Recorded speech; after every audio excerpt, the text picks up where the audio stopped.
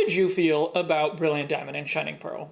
I think everyone that I've heard from so far has been disappointed by them. But I can't say that I was disappointed, really. The game actually accomplished exactly what I was hoping it would. I had only played a Sinnoh game twice before, Diamond when it first came out and Platinum in 2018, so I had no special attachment to anything in Sinnoh. All I wanted was a smooth, casual, and relatively quick journey through the Sinnoh region, and that's basically what I got. There are some genuinely good aspects to Brilliant Diamond and Shining Pearl. Even some that I've seen a lot of people complain about actually worked for me. Like the difficulty and the level curve, I've heard many complaints about various things that play into that, but it actually worked great with my playstyle. I play on set mode, meaning I don't get prompted to switch after knocking out an opponent. I'll heal between battles if I have to, but I rarely use items in battle, and I definitely do not heal during major boss fights. I battle every trainer, but I skip most wild encounters, and actually after I'd filled out my team, I pretty much spent the rest of the game chaining super repels. A habit that I started developing in Sword and Shield was to have more than 6 Pokemon on team rotation.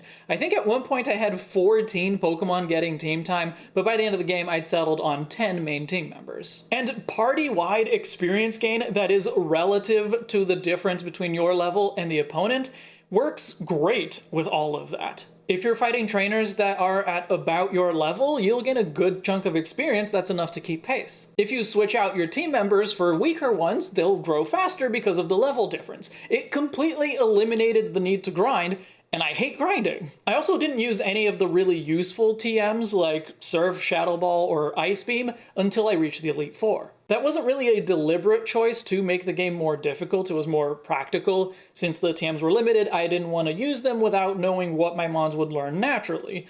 But that meant that before the Elite Four, many of my Pokemon had just okay moves. The result of all that is that while most battles on routes were fairly easy, occasionally a Gyarados would ruin me with Waterfall, or I'd black out against the gym leader.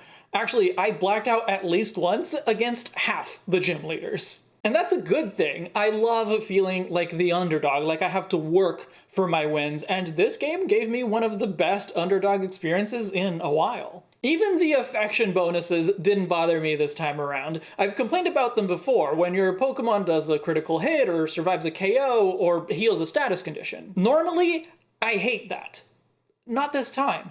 Like I said, I still blacked out against multiple gym leaders, sometimes multiple times, and I sure blacked out a lot against the Elite Four. I will admit, the Elite Four level hike is very steep. When I first went in, I was about on par with Aaron's team levels, which means I would have been around 10 levels below Cynthia's, and with their varied and thoughtful movesets, I didn't stand a chance. Every Elite Four member got to knock me out at least once before I figured out the right way to start the battle, and it took me 6 hours to finally get a clean run and defeat Cynthia. And yes, affection did kick in many times throughout those fights, sometimes multiple times in a row, and normally I would hate that, but honestly, when I start the battle 5 levels below the opponent, I'm not gonna complain if my Pokemon toughs out an attack so I don't feel sad. After my team has missed 4 attacks because of a single minimize, toughing out a Fire Punch feels like the least I could get. A bonus critical hit doesn't sound so bad when the opponent is just gonna use another damn full restore. When my Toxicroak can tough out 3 Earthquakes in a row from Cynthia's Garchomp and get a critical hit, and that's still not enough to turn the battle around, I'll take all the help my Pokemon can give. What a trooper. Yeah, it's like, it's on 1 HP, it takes Earthquake, and no damage! So, sure, the level spike at the end was a bit much, and on the other hand, it was kind of comical seeing so many Galactic Grunts with Wormpole. But ultimately, I did really enjoy the level of challenge in this game. Something else that was genuinely good? The environments in general look awesome. It's surprising to say that after that really ugly reveal trailer, but the way they adjusted it is perfect. Many of the overworld areas look amazing. Eterna Forest, Snow Point, and Veilstone come to mind. The underground hideaways are fantastic. The area layouts are a great combination of grid-based and freeform styles. I love them. In battle, the backgrounds look beautiful. I especially liked the northern routes. caves, and again, many of the underground areas. I also loved the chibi style. All the human models look great in the overworld. I wish they kept those same models in battle, and I wish the Pokemon were chibi too. I get that it can feel a little dissonant sometimes, especially when you have the very serious Cyrus telling you about how terrible this world is with all of its emotion. But he's so cute, it's hard to take him seriously. But I think that's a good thing. This is still a Pokemon game, a franchise that is largely directed at children, where most games are fairly light. I mean, the game in general doesn't let you take it too seriously. I got a lot of enjoyment out of the reactions that the player character can have after talking to an NPC. I know they're not meant to be reactions, but it's hard not to interpret it that way when the little girl says the balloon Pokemon will visit again, and you immediately look around like, is it here yet? Or when Rowan wonders if Barry is safe taking on Team Galactic on his own, and you just kind of look at your shoes like, I don't know.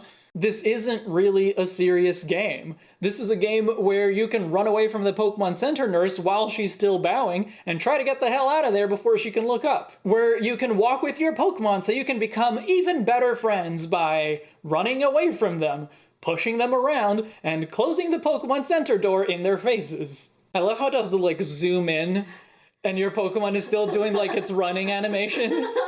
This is a game where you can dive underground on your bicycle or struggle to go up a set of stairs. Where after you black out at the League, you get a real good look at the back of this Ace Trainer's head. Where this hiker gets uncomfortably close to look at your Poketch, and thereafter you dislocate the shoulder of every hiker after you defeat them. Where Crasher Wake can literally walk through you. Where your Super Repel can run out halfway into a bicycle jump.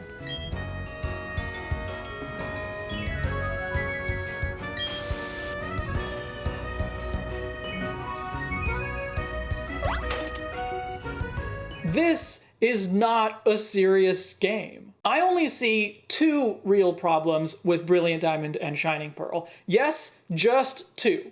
Everything else is nitpicking. One, this game has a serious lack of attention to detail. And two, this game has no vision. That's it. That's all it is. And yes, those two things come very close to ruining the game, probably do ruin it for a lot of people. I'm not going to go into all the ways that these two problems manifest, because if I did, we'd be here for hours. But I do want to elaborate a little. I've already listed a bunch of the ways that the game isn't polished, but when I say it lacks attention to detail, I really mean a lot more than that. It's not just about the bugs and the glitches, it's about putting those statue boxes all over the underground and making the actually interesting items frustratingly difficult to find. Or about completely changing how experience is distributed, but not adjusting opponent levels accordingly. It's about adding following Pokemon, but they are neither to scale, nor are they chibi despite existing in a chibi world. And I could honestly forgive the lack of attention to detail if at least they were trying to do something interesting, but this game lacks vision. And that was evident from the trailers, so you see how bad it is. Although the environments look great, they are nearly a tile-for-tile recreation of Diamond and Pearl. They don't add any detail in the way that Oraz or Let's Go did. They replace HMs with the Field Move app on the Poketch. Great idea, but it's a wild Bidoof, Bibarel, or Staraptor that shows up. They are not your Pokemon, they're not even unique Pokemon for each move. They claim to be faithful remakes, but they dumb down popular features like contests and secret bases. If you compare it to the kinds of changes that other remakes made, the only change that BDSB introduced that felt worthy were the underground hideaways. Everything else would have been better off if this was an HD remaster somehow. I don't want to place any blame on the majority of the people that worked on this game.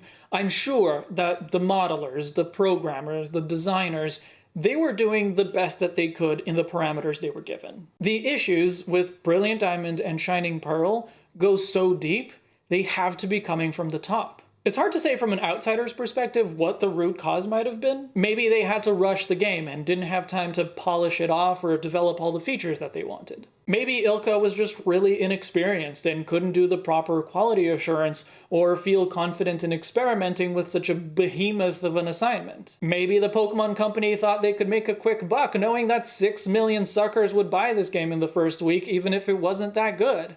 Yeah, guilty. Brilliant Diamond and Shining Pearl, overall, they're fine. They are flawed on a fundamental level, but at least for my playstyle, they still manage to offer a good level of enjoyment and challenge. I wasn't lying at the beginning. I got what I wanted out of these games, and I was not disappointed. But it is disappointing that they thought these were games worth making. Pokemon has let me down a lot recently, at least since Ultra Sun and Ultra Moon. As much as I've enjoyed every game, there's been more and more missing from them. And honestly, if Legends isn't good, it'll be hard to get excited for another Pokemon game. But I guess we'll see in another month and a half or so. Let me know in the comments where you stand on Brilliant Diamond and Shining Pearl, and remember, sequels, not remakes. Black and White 3!